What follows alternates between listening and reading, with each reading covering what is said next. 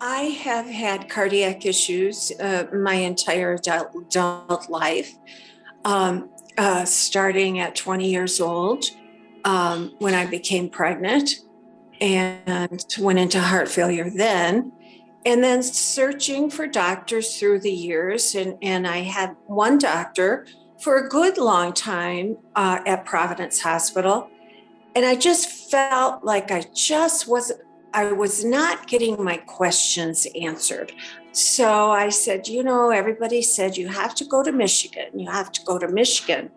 Well, in the meantime, I had 3 heart surgeries and more questions and needed more information. And the only place to go was to go to U of M. And I was just so fortunate to get a hold of, I had an appointment first with Dr. Armstrong and, the specialist in electrophysiology and valves and so on. So I went to Dr. Armstrong and he pretty quickly, the first day I met him, question if I should have gone to U of M was answered immediately. Of course, I was in the right place. And the heart failure clinic. And being referred to a heart failure clinic was frightening. But as soon as I met Dr. Connerman, the same thing happened. I just felt so at ease. I felt so comfortable in the way he talked to me, and all of the questions I had, he answered. I had a week of just really feeling bad. When the heart failure begins, I'm gaining, weight, a pound a day and so on. And the doctors agree, and my nephrologist, Dr. Decker, agrees that I just have a real sensitivity to that fluid. The fluid, the excess fluid that I hold is in my belly and my abdomen. So therefore, it really creates a lot of problem with breathing, shortness of breath, and so on. So I started feeling bad, and it went on for a few days. And I had an appointment with Dr. Connerman coming up. So I just kind of waited until I saw him. And then that day that I saw him, he said, I really would like to put you in the hospital and, remove some of the fluid. And you're going to wait in your car and you call this number and they're going to come out and take a COVID test. I said, okay, I hadn't had one, but the nurse came out, did a COVID test. And within a few minutes, she said, oh, you're negative. So let's get you in. And they brought a wheelchair and soon I was right in. Much different from the emergency room at U of M.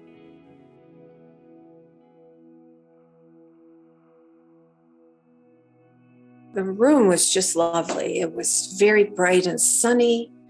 It was a private room and it was nice and large.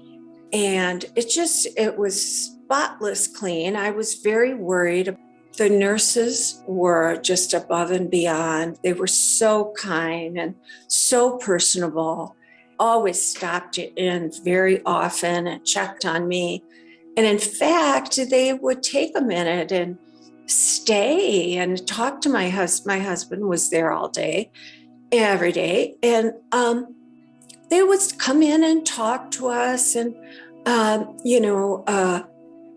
have little anecdotes and stories as we would. And I had Dr. Cusio, and he was wonderful in the same kind of caregiving. He had wonderful bedside manner. He would sit down, he would talk and explain everything. And he was very patient. And if I had even the slightest little concern, I have a bad back. So, I said to him, my back's really getting sore from this bed. Oh, okay, we'll order you some Tylenol.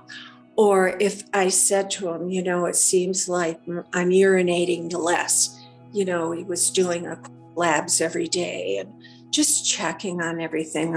Great. It was so important to my husband and I that we knew Dr. Connerman was involved in my everyday care. I was there for 5 days, and I don't think the day went by where Dr. Cusio didn't communicate with him. And that was very reassuring to my husband and I. I had never heard of such a thing, that there was this follow-up care. And as we were doing a little research, and I had talked to Dr. Connerman for a little bit right after discharge, and he was saying that they just find, and I know this to be true, that so many patients are discharged and then floundering. So they feel that the research has shown, and I read about it, that a lot of patients go right back to their diets and their fluids intakes and their activities where it's harmful to them. And they start feeling the same way. They get frightened. They're back in the hospital, a little, laptop, a little iPad. And every day, my weight, a survey on how I was, my blood pressure, survey on how I was feeling, my pulse ox, because that goes along with. And then the questionnaire was, the last question was, I think it was 5 questions. The last question is, would you like to speak to a nurse? Well, that is so reassuring. And I was on the home monitoring system. The nurses, the Dr. Connerman's nurses, were still calling me every several days to see how I was doing. And that was so reassuring. Being a cardiac patient for so many years, I believe it was the reason why I thought I knew so much about it. But speaking to each one of the clinicians, I got something out of it. I mean, every one of them gave me information that answered questions and gave me information that I didn't know. And that was very helpful. Especially, it was so nice, the nutrition. In fact, I just looked on my email. The nutritionist sent a whole bunch of resources and recipes and places to shop to get certain items to make the recipe. And I just looked it up the other day. I thought, oh, yes, I do have a recipe for that.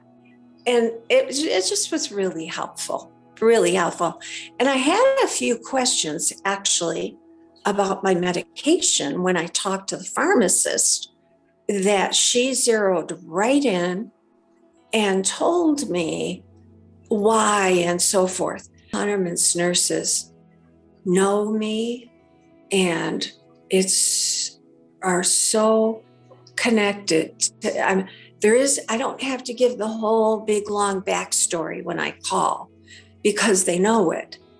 And they've been there, for 2 years or more, where they know me as a patient, but as a person as well.